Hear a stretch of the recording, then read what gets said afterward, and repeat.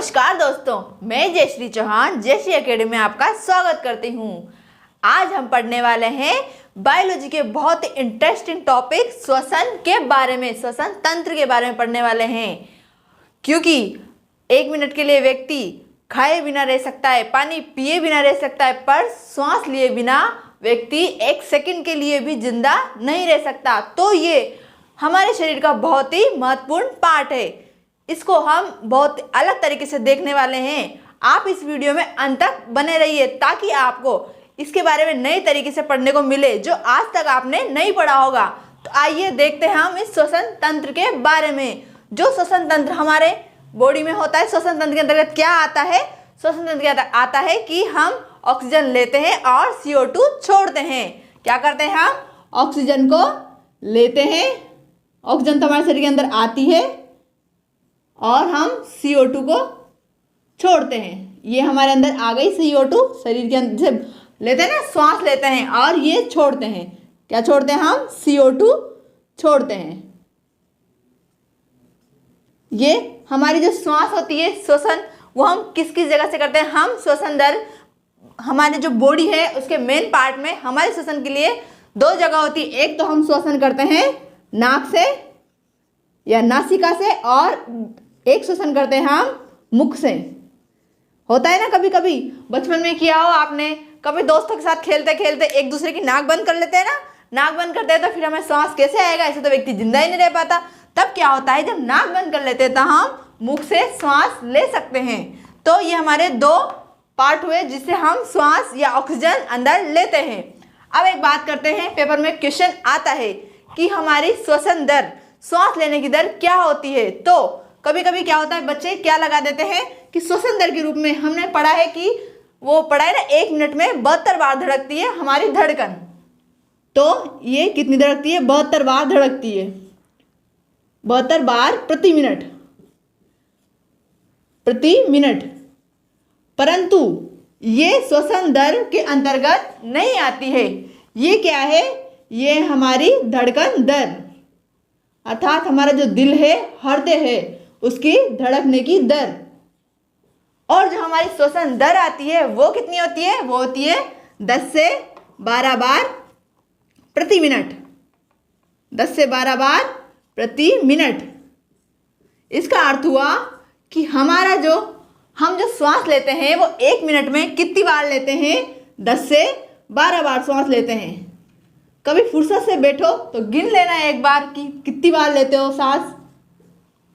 1 minute timer लगाना और श्वास को गिनना कि हम कितनी बार 1 मिनट में कितनी बार श्वास लेते हैं। लगभग औसत के रूप में 10 से 12 बार श्वास लेते हैं। तो ये हुई श्वसन दर और ये हुई धड़कन दर जो 72 बार प्रति मिनट हो।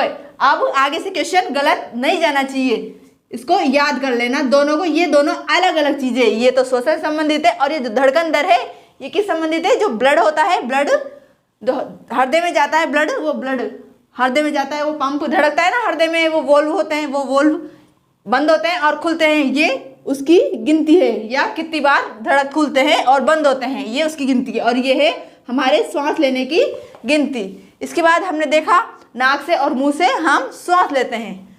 अब देखते हैं ये श्वसन तंत्र। ये जो श्वसन तंत्र होता है इसको हम अकेले नहीं पढ़ सकते। ये क्या होता है? ये किसी न किसी रूप में या फिर अनिवार्य रूप से ये किससे जुड़ा होता है? पाचन तंत्र से जुड़ा होता है। कैसे जुड़ा होता है? जब हम भोजन करते हैं तो भोजन जटिल होता है, उसको सरल टुकड़ों में तोड़ते हैं। अब सरल टुकड़ों में तोड़ते हैं तो हमें क्या मिलती है? हमें ऊर्जा मिलती है। ऊर्जा कहाँ बनती है? कोशिकाओं में बनती है। अब कोशिकाएं क्या करती है? ऊर्जा बनाने के लिए, ऊर्जा को हम किस रूप में जानते हैं? हमारी जो कोशिकाएं होती है वो हमें ऊर्जा बनाती है। वो किस रूप में बनाती है? ATP के रूप में बनाती है, एडिनोसिन ट्राइफॉस्फेट। इसका नाम है एडिनोसिन ट्राइफॉस्फेट। इसके बाद ये जो कोशिकाएं हमें ऊर्जा देती है वो किस रूप में? ATP के रूप में देती है। अब ये ATP होती है, इसके लिए क्या आवश्यकता पड़ती है? इसके लिए ऑक्सीजन की आवश्यकता पड़ती है। तो ये ऑक्सीजन कहाँ से आती है? ये श्वसन के माध्यम से आती है। तो फिर हुआ ना, ये श्वसन तंत्र किससे जुड़ा हुआ है? पाचन तंत्र से जुड़ा हुआ है। अर्थात पाचन तंत्र श्वसन तंत्र के बिना अधूरा है, और जो श्वसन तंत्र है वो अकेला नहीं हो सकता। तो इसके लिए पाचन में इस श्वसन तंत्र की आवश्यकता हमें पड़ती है। अब कोशिकाओं में क्या होता है, ये एटीपी होता है। ये एटीपी हमें कहाँ से मिलती है, हमने पढ़ा था या फिर कोशिकाओं वाले पार्ट में देखा था हमने, जिसमें मैंने आपको पहले वाले लेक्चर में पढ़ाया था। अगर आपने मेरे पहले वाले लेक्चर नहीं देखे हैं तो इस वीडियो के डिस्क्रिप्शन में जाएं और वहां पर बायोलॉजी फाउंडेशन के नाम से लिंक दिया हुआ है, उसमें जाकर आप मेरी पहले की वीडियो देख सकते हैं। और मैंने उसमें बताया है कि जो माइटोकॉन्ड्रिया है, हमारे कोशिका का भाग है, वो क्या है, हमें ऊर्जा प्रदान करता है। तभी तो हम कहते हैं इसे कोशिका का शक्ति ग्रह। क्यों, शक्ति का अर्थ है हमें ऊर्जा देता है। तो ये एटीपी जो बनती है वो कहाँ बनती है, माइटोकॉन्ड्रिया में बनती है। माइटोकॉन्ड्रिया में एटीपी कैसे बनेगी, ऑक्सीजन की सहायता से बनेगी। तो ऑक्सीजन कहाँ से आएगी, इस श्वसन के माध्यम से आएगी। हम जो श्वास में जो ऑक्सीजन लेते हैं वो हमारी कोशिकाओं तक पहुंचती है और कोशिकाएं उसे अलग अलग तरीके से यूज कर लेती है। कुछ कोशिकाएं जैसे होता है ना, माइटोकॉन्ड्रिया तक जाएगी तो माइटोकॉन्ड्रिया उसका क्या काम करेगी, भोजन का या एटीपी बनाएगी, भोजन के रूप में भोजन के टुकड़ों में तोड़कर और एटीपी बनाएगी। जो हमें एटीपी क्या करती है, हमें ऊर्जा प्रदान करती है। कितनी एटीपी बनाती है, 38 एटीपी, 38 एटीपी बनाती है। जो मनुष्य में श्वसन होता है, अब मनुष्य में श्वसन की बात करें, अब ऐसा तो है ना नाक और मुख से ही काम चल जाएगा, आगे भी तो श्वसन होता है। तो हम इसको श्वसन के, ये क्या होते हैं, ये बाह्य अंग होते हैं। श्वसन जो प्रारंभ जहां से होता है इसको हम बाह्य अंग के रूप में जानते हैं। आगे इसका जो मुख्य अंग के रूप में लेते हैं हम, मुख्य अंग जो श्वसन में सबसे ज्यादा काम आता है उसका नाम हम फेफड़े से लेते हैं। श्वसन का सबसे मुख्य अंग क्या होता है, फेफड़ा। फेफड़ा, श्वसन का फेफड़े या फेफड़ा कितने होते हैं, ये एक जोड़ी होते हैं। एक जोड़ी, मनुष्य में एक जोड़ी फेफड़े पाए जाते हैं। इनका कलर क्या होता है, ये होते हैं गुलाबी रंग के होते हैं। कैसे होते हैं, गुलाबी होते हैं और स्पंजी होते हैं। स्पंजी, गुलाबी और स्पंजी होते हैं, गुलाबी और स्पंजी होते हैं। तो ये हुआ हमारे फेफड़े। फेफड़े कहाँ पाए जाते हैं, हमारे फेफड़े वक्ष गुहा में, अर्थात हमारी जो छाती होती है, छाती यहाँ पे, तो फेफड़े पाए जाते हैं, फेफड़े पाए जाते हैं। इसके बाद जो ये फेफड़े होते हैं, ये हमारे फेफड़े दो पाए जाते हैं, लेफ्ट इधर और राइट। तो लेफ्ट वाला क्या होता है, बड़ा होता है, राइट वाले से थोड़ा बड़ा होता है। कैसे, क्योंकि लेफ्ट वाले में जो ये फेफड़े हमारे ऐसे, यहाँ फेफड़े, ये हुई हमारी यहाँ से गर्दन, गर्दन के यहाँ से ये श्वसनिका निकली होती है, ये दो फेफड़े बनाएगी। ये अभी तो ऐसे देख लो कच्चा चित्र, ये दो फेफड़े, हमारे दो फेफड़े है ना। तो ये वाला फेफड़ा थोड़ा बड़ा होता है, इसको बड़ी साइज देख लेते हैं। ये थोड़ा बड़ा बना दिया मैंने। बड़ा क्यों होता है, बड़ा होने पर ये इसमें ज़्यादा ऑक्सीजन आती है, उसमें कम। तो ये 3 पालियों में होता है, अपर, मीडियम और लोअर। ये 3 पालियों में बटा होता है और ये 2 पालियों में बटा होता है, अपर और लोअर। ये होता है अपर, मीडियम और लोअर। इसकी 3 पालियां होती है। और जो लेफ्ट साइड का ये फेफड़ा है, इसमें 2 होती है, अपर और लोअर। अब श्वसन में ये श्वसन होता है, ऐसा तो है नहीं ये श्वसन ऑक्सीजन से सिंगल अकेला चला जाएगा। ऑक्सीजन क्या होता है, ऑक्सीजन जाता है और ये ऑक्सीजन कहाँ जाता है, फेफड़ों के माध्यम से किसमें मिलता है, रक्त में मिल जाता है। और रक्त में क्या पाई जाती है, हीमोग्लोबिन पाई जाती है। जो हीमोग्लोबिन होती है, Hb, क्या होती है, हीमोग्लोबिन पाई जाती है रक्त में। जो ये ऑक्सीजन होती है, ये हीमोग्लोबिन से जुड़कर क्या बनाती है, ऑक्सी हीमोग्लोबिन बनाती है। ये जो ऑक्सीजन से जुड़कर रक्त में ऑक्सी हीमोग्लोबिन बनाती है, oxy haemoglobin, haemoglobin, oxy haemoglobin बनाती है। अब ये ऑक्सी हीमोग्लोबिन, अब ऑक्सीजन पूरे शरीर में जा तो नहीं सकती, तो क्या होता है, ये रक्त में पाई जाने वाली जो हीमोग्लोबिन है उसके माध्यम से पूरे शरीर में फैल जाती है। क्योंकि रक्त तो क्या होता है, परिवहन करता रहता है। तो ये उसके साथ जुड़कर ये भी परिवहन करती है और परिवहन करके हमारी बॉडी की जितनी भी कोशिकाएं हैं सबके पास पहुंच जाती है। और जो बॉडी से हमारी जो CO2 होती है, कोशिकाओं से हमारे CO2 को वापस लेती है और ये हीमोग्लोबिन से जुड़ती है और वापस फेफड़ों तक पहुंच जाती है। तो हमने देखा कि हमारी जो रक्त होती है उसमें भी ऑक्सीजन और CO2 का आदान प्रदान होता है। कोशिकाओं के प्रत्येक कोशिकाओं में पहुंच जाता है ऑक्सीजन और CO2 वापस ले लिया जाता है।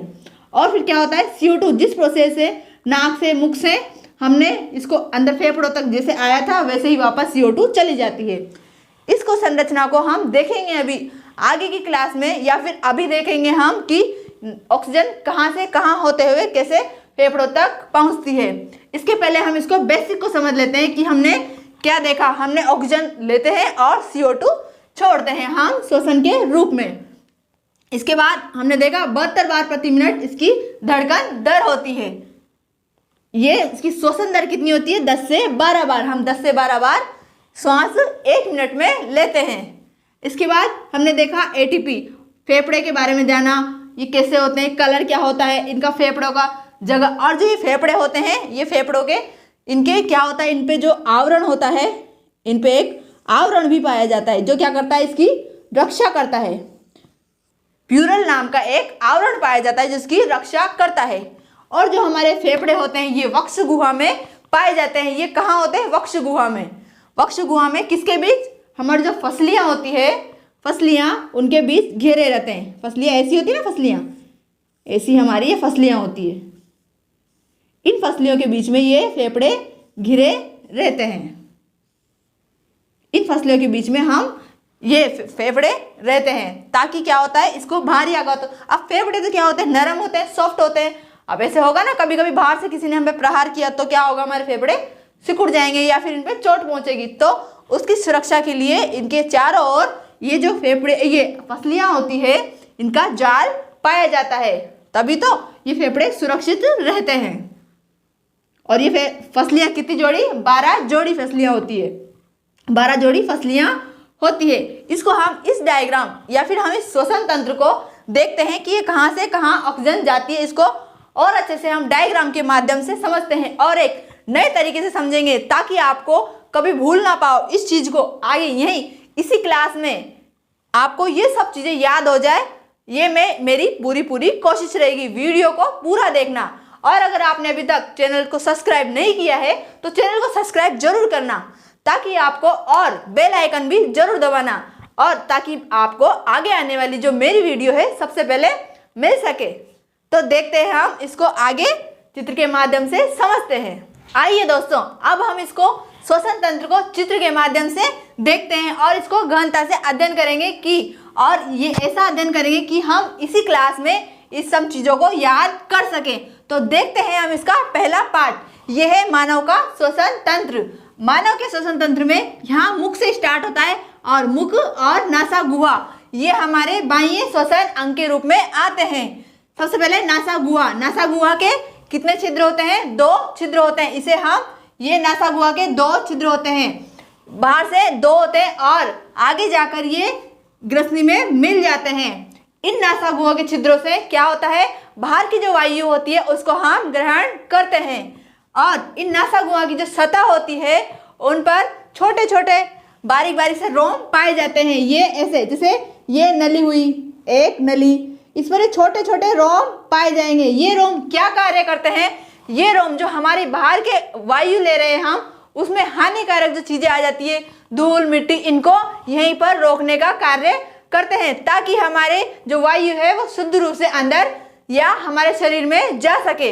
तो ये रोम का कार्य है। और ये रोम क्या करते हैं, इनकी जो सतह होती है, नासा गुहा की जो सतह होती है, ये एक स्रावित करती है, उसको हम कहते हैं म्यूकस। म्यूकस या श्लेष्मा का स्रवण करती है जो हमारी इस गुहा को चिकना बनाए रखती है। इसके बाद जो ये मुख होता है, मुख से भी हम श्वास लेते हैं। जब कभी क्या होता है, हमारी नाक, या जब हम भोजन करते हैं तो फिर भोजन करते समय तो हम नाक से श्वसन लेते हैं, और कभी कभी हमारी नाक को हम बंद कर देते हैं, फिर भी हमें श्वास आता है ना, वो हम किससे श्वास लेते हैं, हम मुख से श्वास लेते हैं। इसलिए मुख भी हमारे श्वसन अंग के अंतर्गत आता है। अब ये दोनों आगे जाकर किसमें खुलते हैं, ग्रसनी में खुलते हैं। ग्रसनी को हमने देखा होगा, हमने पाचन तंत्र में भी देखा है, ग्रसनी को हम पाचन तंत्र में देखा है। तो ये दोनों का पार्ट है। ग्रसनी भी पाचन तंत्र में भी होती है और यहाँ भी श्वसन तंत्र में भी पाई जाती है। ग्रसनी में क्या होता है, वायु यहाँ से आई, वायु या ऑक्सीजन, वायु में क्या होता है सभी गैसें होती है, पर ये धीरे सारी गैसें आती है, पर आगे जाकर क्या होता है वो फेफड़े में ऑक्सीजन अलग हो जाती है और ऑक्सीजन हमारी बॉडी में चली जाती है।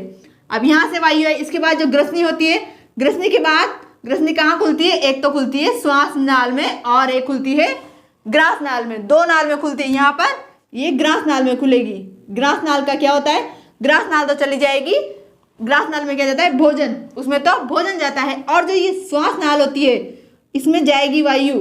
अब वायु है, ऑक्सीजन है, श्वसन की क्रिया चल रही है, तो श्वसन की क्रिया अब भोजन की उसमें ग्रास नाल में तो जाएगी नहीं, तो इसमें जाती है। इस श्वास नाल के ऊपर एक ये संरचना पाई जाती है, यह एक ढक्कन सी ढक्कन पाया जाता है, इसको हम खुलता है और बंद होता है। ये कब खुलता है, जब हम भोजन करते हैं तो भोजन इस श्वास नाल में नहीं जाए, इसके लिए ये ढक्कन होता है इस श्वास नली के ऊपर पाया जाता है, ताकि भोजन इधर ग्रास नाल में जाए और श्वास नाल में नहीं जाए।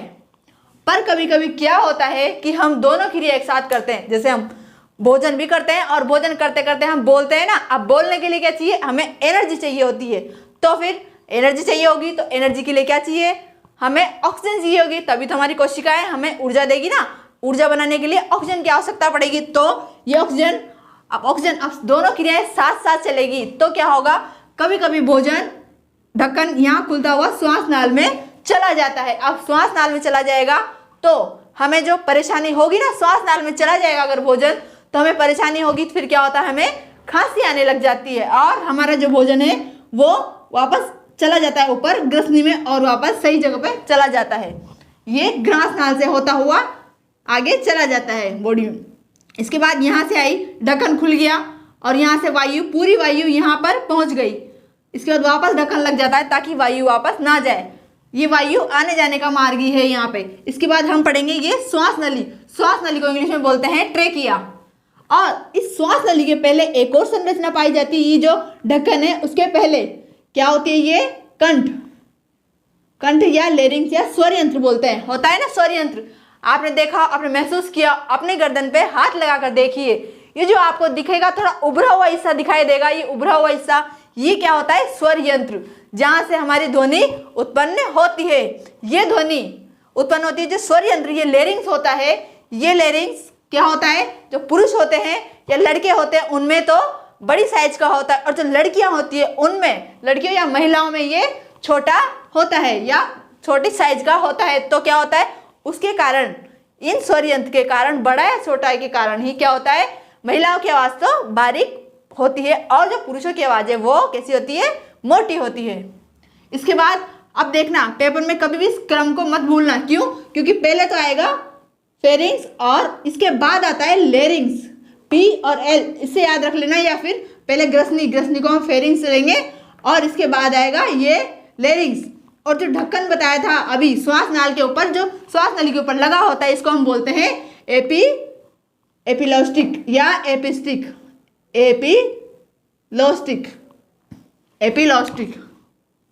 ये ढक्कन होता है। इसके बाद जो ये श्वास नाल होता है, अब ये श्वास नाल क्या होती है, ये तो एक नली के समान होती है।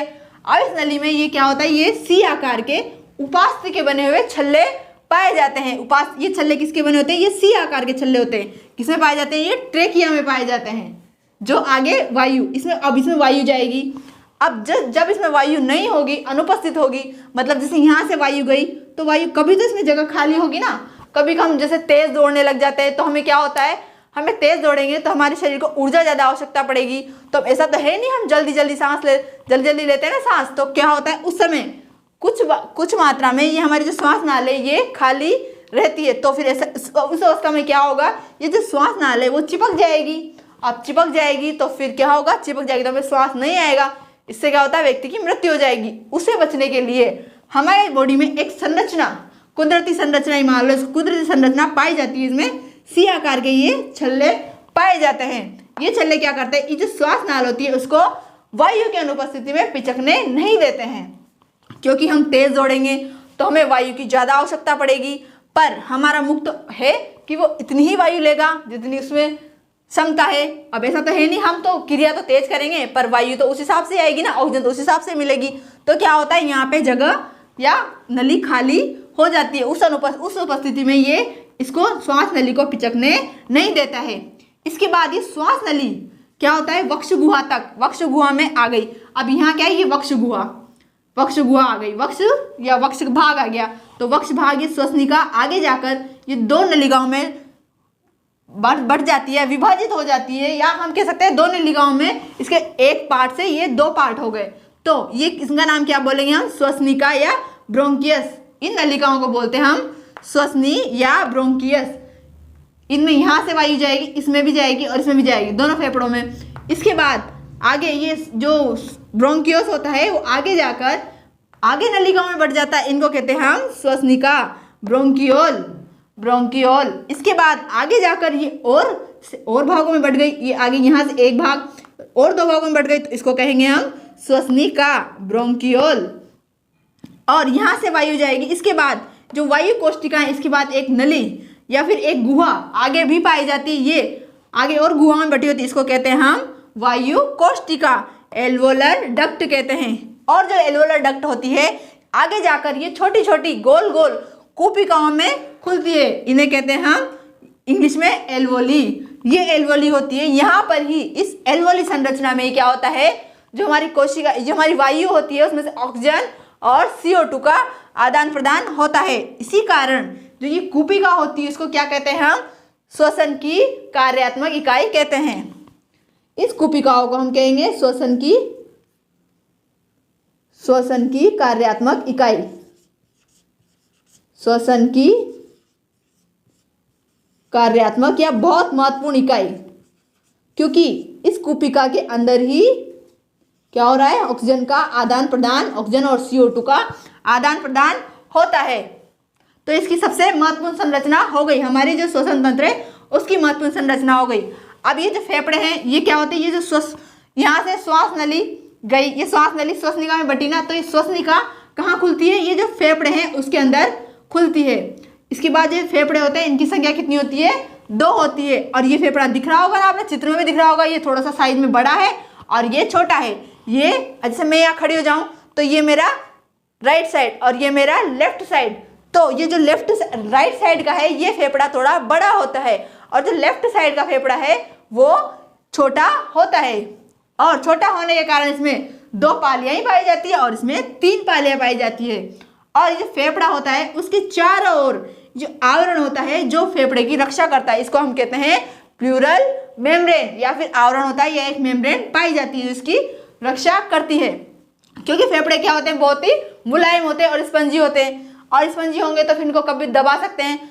और इनके जो ये फेफड़े होते हैं इन पे एक और ये एक जाल जैसी संरचना जिस पर पाए जाते हैं, मतलब जाल जैसी संरचना उससे ढके होते हैं, उस जाल जैसी संरचना को हम क्या कहेंगे, क्या कहेंगे, फसलियों की एक जाल जैसी संरचना के अंदर व्यवस्थित होते हैं, ताकि इनको बाहरी आघातों से, कभी भी कोई मारे, बाहर से मुक्का मारे, पीछे से, आगे से कैसे मुक्का मारे तो उसको फेफड़ों को नुकसान नहीं हो। इसके लिए ये कैसी जाल जैसी संरचना जो हमारे वक्ष गुहा में होती है, फसलियां, उसके अंतर्गत उसके अंदर सुरक्षित रहता है।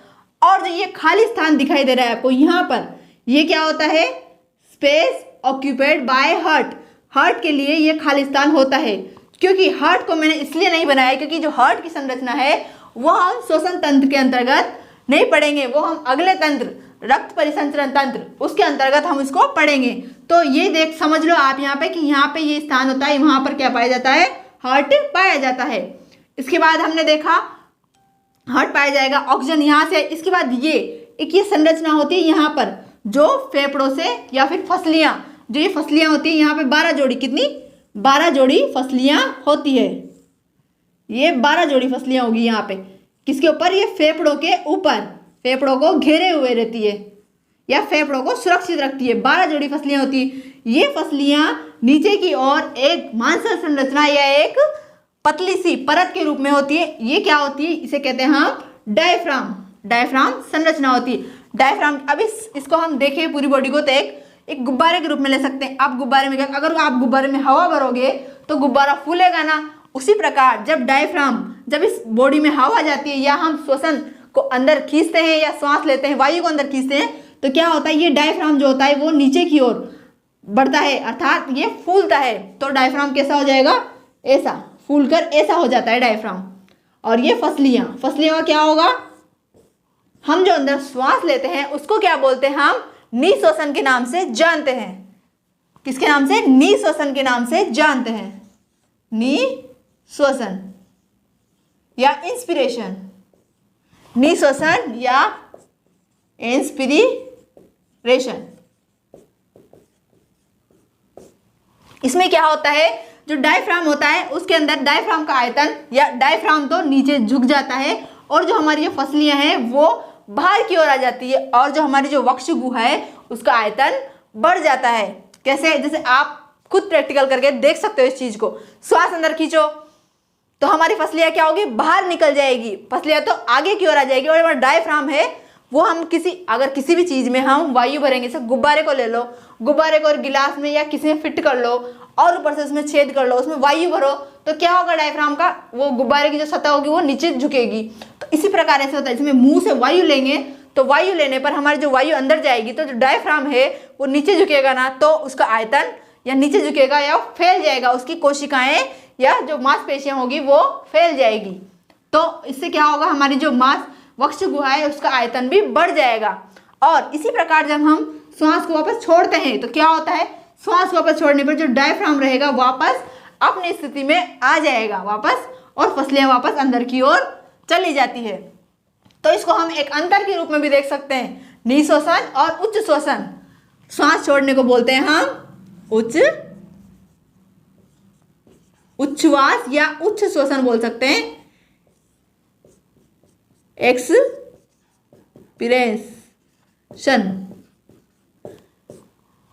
ये हो गया निःश्वसन, ये हो गया उच्च श्वसन। इसमें क्या होगा, अब एक अंतर के रूप में देखें, इसमें क्या होगा, इसमें तो आयतन बढ़ेगा, आयतन बढ़ेगा।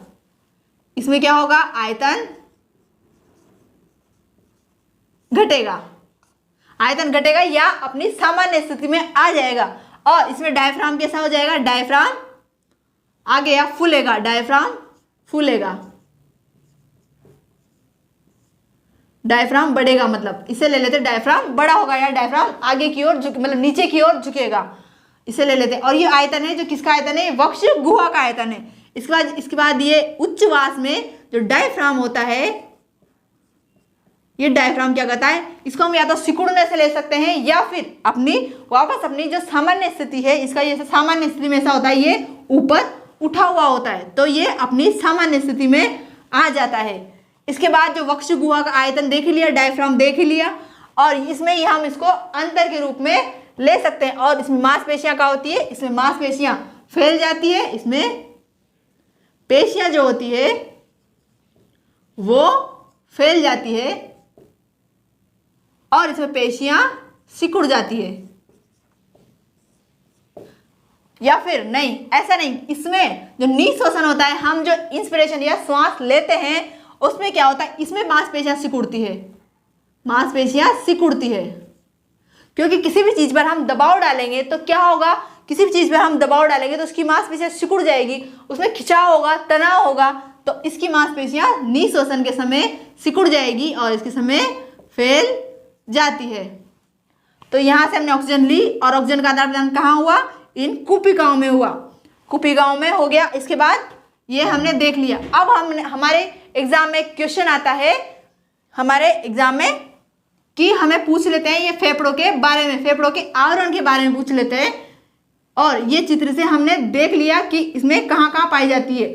सबसे इंपॉर्टेंट बात तो ये कि जो श्वसन की जो कार्यात्मक इकाई है, सबसे महत्वपूर्ण इकाई है, उसको हम क्या कहते हैं, कुपिका या एल्वोली कहते हैं।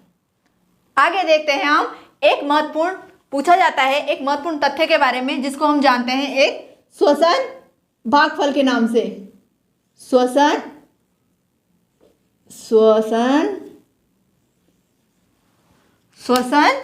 भागफल के नाम से।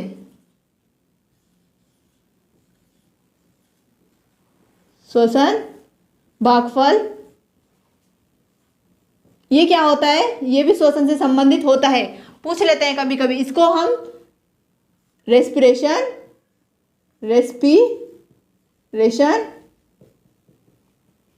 और क्वांटेट, इसको हम RQ के नाम से जानते हैं। ये RQ क्या होता है? श्वसन भागफल किसे कहते हैं? जो हम श्वसन में जब ऑक्सीजन लेते हैं और CO2 छोड़ते हैं, इसके जो अनुपात होता है, गैसीय विनिमय का अनुपात होता है, उसको हम श्वसन भागफल के नाम से जानते हैं। तो देखते हैं RQ बराबर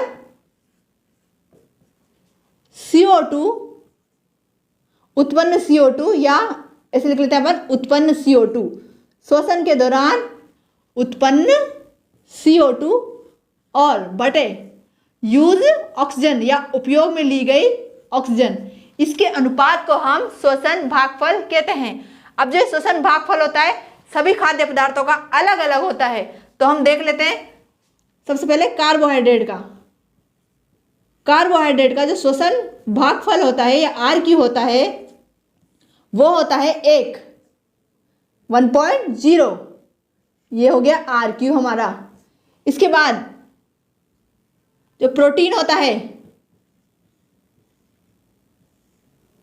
0.8, वसा का 4, और इन तीनों का ये होता है कार्बोहाइड्रेट का 1, प्रोटीन का 0.8 और वसा का 4.0 होता है। तो ये हुआ श्वसन भागफल। अब एक महत्वपूर्ण तथ्य, कभी कभी आपने सुना होगा कि श्वसन कभी कभी हमारा बंद हो जाता है। वो कौन सी कंडीशन में होता है? श्वसन रुक जाता है या गैसों का विनिमय कौन सी कंडीशन में होता है? या तो हम कहीं पानी में डूब जाते हैं या फिर हमें करंट लग जाता है। तब क्या होता है? उस कंडीशन में हमें कृत्रिम श्वसन दिया जाता है। किसके रूप में? प्राथमिक उपचार के रूप में। तो हम समझते हैं कृत्रिम श्वसन के बारे में। कृत्रिम श्वसन के बारे में, या कृत्रिम श्वसन क्या होता है? कृत्रिम श्वसन को हम प्राथमिक उपचार के रूप में भी ले सकते हैं। जैसे किसी मनुष्य का क्या हुआ, वो पानी में डूब गया या करंट लग गया, तो उसको बाहर निकालने के बाद उसकी सांस चलना बंद हो जाती है, श्वसन नहीं करता है, उसकी क्रिया बिल्कुल बंद हो जाती है। तो क्या करना चाहिए हमें सबसे पहले उसे पीठ के बल लेटा देना चाहिए। पीठ के बल लेटा देंगे, फिर क्या होगा? वो जो उसकी पीठ के बल लेटाएंगे, उसके गर्दन पे नीचे से हाथ रखते उसको ऊपर उठाना चाहिए। उससे क्या होगा? उसकी गर्दन लटकेगी, उससे क्या होगा? उसकी मांसपेशियां खिंचेगी और उसकी जो वायु होगी उसकी जगह खाली होगी, ताकि बाहर से वायु आ सके।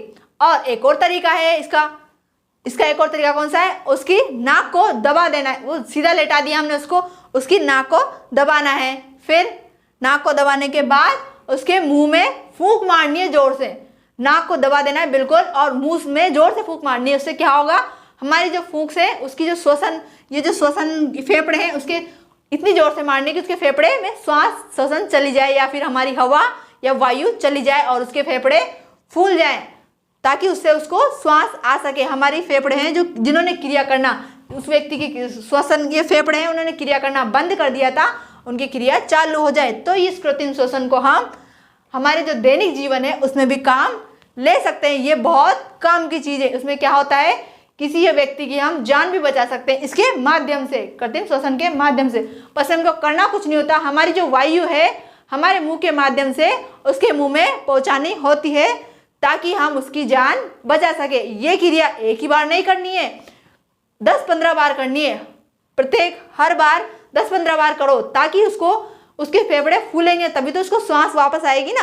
तो ये प्राथमिक उपचार के रूप में हम इस कृत्रिम श्वसन को ले सकते हैं। ये एक क्रिया हो गई और इससे क्या होगा? उस व्यक्ति की जान बच सकती है। और ये वीडियो में और अच्छे मैं बताती रहूंगी। इस वीडियो को आप देखना और इस वीडियो को पूरा देखने के लिए धन्यवाद। और अगर आप चैनल पे अभी तक आपने सब्सक्राइब नहीं किया है तो सब्सक्राइब कर दीजिए, और मैं इससे भी अच्छी वीडियो आपके लिए लाती रहूंगी और नए तरीके से हम पढ़ते रहेंगे और हमारे जो मस्तिष्क से इसका मानव विकास करते रहेंगे और पेपर में अच्छे से क्वेश्चन हल करते रहेंगे। और अगर आपको ये वीडियो अच्छी लगी हो तो इस वीडियो को भी लाइक कर दीजिए, शेयर कर दीजिए और आपके अपने चैनल जयश्री एकेडमी को सब्सक्राइब कर दीजिए। Thank you, thanks for watching.